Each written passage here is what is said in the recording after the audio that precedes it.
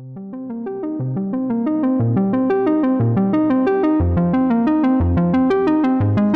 friends, let's take a look at Link versus Bitcoin and Link versus the dollar. And let's start off here with this clean and empty chart. Just had a wee laugh with people on the Ethereum video at the end of it, saying like, I do my analysis without anything else on the chart. Actually, if I left the volume on, why did I do that? Let's take that off too and just take a look at where we've been, shall we? Keep things ultra simple.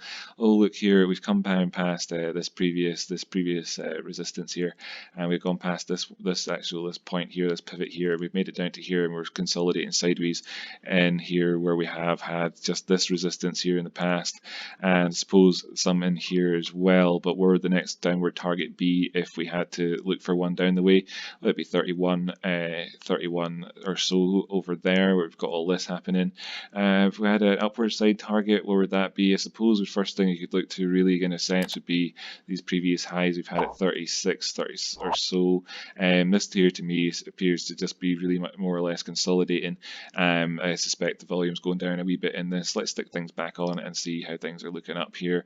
So yes, of course the volume's going down there. Where's the moving averages coming in at? Well, you know where we had it drawn in around about 31. You've got the 200 at, so that's a common retracement point, of course. Up here towards the upper side, we've got the 21. That's another common retracement point up at that 37, 36, 37 area. That's not a surprise. Let's stick our drawings back on. Oh, there we go. And let's zoom on in and wrap this thing up so we can move on to the dollar prices and try and be a little bit more succinct about things today. So you can see that we're actually below this line here that we've had on the chart for ages currently. As you can see, we've also been below here in several other days in the past, but this is one of these ones where we've opened up, below it, and well, how does that shape up if we go down to a sort of smaller time frame and take a look at things? We've come along here. Let's stick our oscillators back on. We've been making lows this whole time in this thing, by the way. This is a continuation of of all of this is lows, by the way. So lows. That's kind of this is all kind of bullishly divergent throughout this sector here. And then is this a higher high? It's not even. It's a lower high that we've got in there, and then down here again to this, and this is we had a higher high that compared to there, so we got one. And then we came on down. It's still just part of the same period, and we've come on down even further. So we've still got this going on. So then let's just kind of think back and go, well, is it really bullish divergence at all?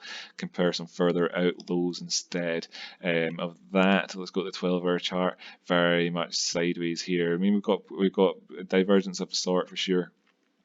In that it's it's classically class A bullish divergence on this thing, but B maybe on the RSI. Could zoom in, but who could be bothered? Just the point that we're making is we know what's going on. We're sort of consolidating sideways. There's always the chance of things to go to the upside, but we've not seen any of that in the face of potential bullish divergence on the smaller time frames. Things have just only continued to sink down.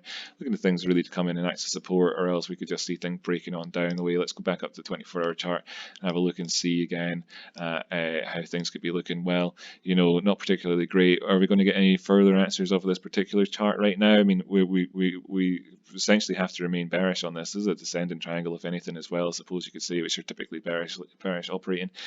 That's a bit generous, but they are. So no, we're not. We're going to just move on over to the dollar prices, and here we have all of our drawings on here. We don't need to go through that rigmarole again of the empty chart thing. Same chart, same everything. Still inside this trend here.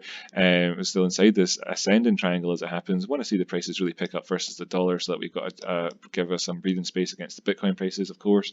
Our upside targets are 229 and 230. We've got a 236, a 786 Fibonacci retracement. Of course, the top end of this triangle, trading between this range has been fairly easy for us so far overall. If you did make a move here at the horizontal line, whenever we said recently, oh, it's nice when technical analysis works out, you're currently looking at being 10% up from where you are. Nobody is going to look down their nose at you if you decided to just take profit on that trade there. And you're right in the middle of this here. And on the same basis, if you were looking to want to get in or out, and you're looking at this as your basis, then you are right in the middle of it. So it was a bit of a toughie, that one. But I suppose if you wanted to be strict with yourself, you could play it. But overall, you've still got another potential 5% to the upside to happen here on that particular trade. Anyway, so you could maybe split up. And I'm not a financial advisor. None of this financial advice. You can maybe split up your profit taking targets there. You could even keep some in your back pocket if you wanted to go up and try and test the 200 there at 250. or so. Let's take a look down again at the this is a, we're going to call this an uptrend. It's not. It's consolidation. Looking at the lows, any hidden bullish divergence? No, there's not.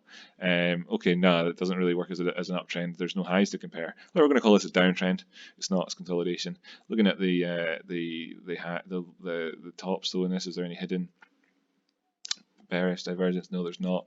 Looking at the low, oh no, they slope up the way. It's not. It doesn't work. It's consolidation. So we're not going to look at get too in depth there. But let's take a look down at the 4 hour just for the crack anyway, and see if we've got patterns and all the rest of it. You know, we've had this here sort of Adam EV type thing, and I've been talking about Bitcoin as being head and shoulders. You know, you could come up here and test this again, break out above it, and set in new highs above this area, and that would be interesting to see.